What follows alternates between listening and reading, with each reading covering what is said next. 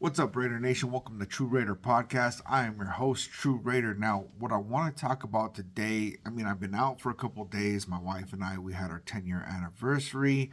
Been busy with a couple of stuff. Almost had an electrical fire. There's been some interesting things going on, so I haven't made any videos. I haven't gone live. But there's been a lot of pieces moving around. We got Patrick Graham was retained. We got Rob Leonard was retained. He's going to be doing running back and defensive line. And then we just yesterday hired offensive coordinator Chip Kelly. Now, at first, it was just like, okay, Chip Kelly's a name that I keep hearing and I keep hearing. I know that he was the offensive coordinator for Ohio State. He was the head coach of the Eagles. Things didn't go too good over there. And so I really didn't know how to truly feel about the situation. I know a lot of people were speaking very well about it. And so I did some digging and I watched some tape breakdowns of Ohio State's offense and things like that. And I got to tell you guys, I really, really like what I'm seeing. So their rankings for passing were like completions, they were number 4, yards per attempt, they were number 9, touchdowns, they were number 10, passer rating, they were number 5. There's a lot of things that seem to be clicking pretty well there. But another thing that I saw was their running game was very, very well executed. And I really like a lot of what I was seeing. It seemed like they're doing a lot of option play, a lot of RPOs. And I actually really, really like that a lot because there's so many times where, when you're running an RPO, if you have a quarterback that can actually read the defense and see what's going on, during this tape breakdown that I watched, there was just so many times where it's like you could see that they were going to go for a run, but pulled back from it, hit the pass because something opened up, or because the QB was able to read something on the defense. Now, I know that a lot of people don't want to be an option kind of team, but I really like the offense that they're running over there. I did notice that there's a lot of 11 personnel that they're running, which I do believe would put Michael Mayer being the tight end in most of those situations, and then they probably move Brock Bowers over to the slot. Brock Bowers can do the slot tight end. He can do outside, whatever, right? He does run a lot of slot routes. So I do like what I'm seeing there, but also another thing about their running game is that they tend to go with 2 tight ends during their running game, which is really great because Brock Bowers and Michael Mayer both do an excellent job at blocking. And just to add 2 additional run blockers, I think really puts us in a position where we're going to do well in that department because our running game has been crap.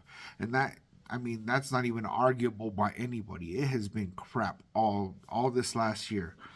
And Ohio has 2 running backs that are looking to go pretty high in the draft. I'd put them both probably as second round picks. But I don't know, man. I really like what I'm seeing out of this. There's a couple of things that I want to touch on. Let me see real quick. I have a couple of notes because honestly, I'm not gonna lie and pretend like I know everything there is to know about Chip Kelly. Oh yeah, that's what I wanted to talk about though was Patrick Graham. The fact of Patrick Graham coming back, it provides that continuity that that consistency that Max Crosby had been talking about, and I'm sure several of the other people on our defense were talking about where, just to have such a turnover at head coach and offensive coordinator. And the thing that's been consistent is having Patrick Graham calling the defense. Now, I like this decision because really Patrick Graham the last 2 years had, the number 15 defense. And that was like this last season. We're playing second and third string guys, rookies. Like we had a lot of people out on injury. And so I could just imagine what that's going to look like, to have Patrick Graham running a defense that actually has, Christian Wilkins and Malcolm Kuntz. And we'll see if we end up getting Marcus Epps back. I believe we'll get Malcolm Kuntz back. But, a lot of our pieces were kind of not there when they needed to be. And a big reason why I believe why we were only a number 15 defense was because our offense was terrible. Our offense was not, for one, being able to score enough points to where the defense could keep us in the game. But another one was just so many 3-and-outs, just so much time. The time of possession was almost in every single game in favor of the other team. I'd be really interested to see what this is going to look like moving forward. Also, keeping Rob Leonard was a great move. I'm really happy about that because, you know, these guys love him, right? And this guy was looking at actually ending up in a defensive coordinator kind of position role, but that's not what ended up happening. I do not know the details of his contract. I do know Patrick Graham signed. He's going to be making about $3 million a year. And then Chip Kelly is now listed as the highest paid offensive coordinator in the NFL. He is going to be making an average of $6 million per year. I have not yet seen what the length of his contract is. I'd imagine it kind of pairs pretty close to Pete Carroll's because it would be a little bit weird to give him longer than Pete Carroll. But I got to tell you guys, I'm pretty excited for the direction of this team, and that's why the thumbnail of the Brady's 11. I'm just thinking about Vegas and putting together your squad. Go pull a heist for a Lombardi, right? But really, just it's all starting to line up. Pete Carroll, John Spytek, Patrick Graham, Rob Leonard, Chip Kelly, like. So far, all of the moves that are happening may not be like the most like flashy Ben Johnson kind of moves, but what they are is they are all realistic, very safe, very methodical moves that I really believe are going to be able to turn this team around quite a bit. And just the biggest question mark is, where do we end up with quarterback? A lot of people are speculating, well, does this mean that we're going to draft Will Howard? And I don't really think that that's going to be necessarily true. I think that there's a possibility it could happen, which, the advantage to that is that this is somebody who could, obviously run Chip Kelly's offense.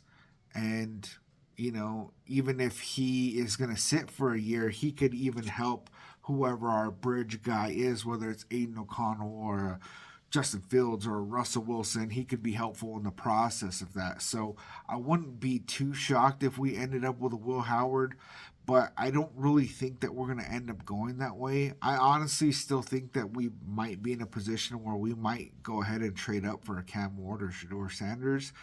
But, this whole thing is going to change and develop, just now seeing what the coaching staff is starting to look like, it's making it more and more difficult to make a determination on what exactly the Raiders are going to do with the quarterback position. And that's going to be the big question mark, right? That's going to be the cherry on top, like the icing on the cake. If we cannot secure the proper quarterback, then these moves are going to be great and they're going to make us improve for sure, even if we roll forward with Aiden O'Connell. But man, if we land a quarterback, a good, decent, serviceable, whether it's a bridge, whether it's a rookie, legitimate quarterback, all of a sudden, you could see a turnaround almost as quick as the Commanders. And I got to say, man, the Commanders last offseason, they won free agency and they won the draft. I watched that whole thing unfold and just went, like damn, they did a very, very good job. And a lot of that was they put the proper coaching in place. They put the proper coordinators in place. They did all these moves, and then they did a good job in free agency. They did a good job in the draft.